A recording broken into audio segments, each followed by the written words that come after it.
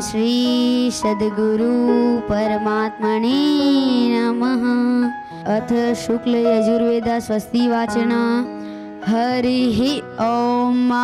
ॐ स्वस्ति न इन्द्रो वृद्धश्रवाः स्वस्ति नः पूषा विश्ववेदाः स्वस्ति नः पूषा विश्ववेदाः स्वस्ति नस्तारक्षयो अरिष्टनेमिः स्वस्ति नो बृहस्पतिर्दधातु बृहदश्वा मरुतः वृषणिमातरः शुभं यावाणो विधते सुजगमयः अग्निजिह्वामणवः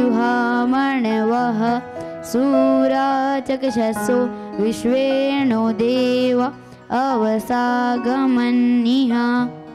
ॐ भद्रं कर्णेभिः शृणुयाम देवा भद्रं पश्येमाक्षभिर्यजत्राः स्थिरैरङ्गैस्तुष्टवा गुंसस्तनो ब्रव्यसे महि देवहितं व्यदायुः सतमिन्नो शरदो अन्ति देवा यत्राणशक्राजरसं तनूनां पुत्राशो यत्र पितरो भवन्ति मानो मध्यारीरिकतायुर्गन्तोः अदितिर्द्यौरदितिरन्तरिक्षमदिति माता स पिता स पुत्रः विश्वे देवा अदिति पञ्चजना अदितिर्जातमदितिर्जानी त्वम्।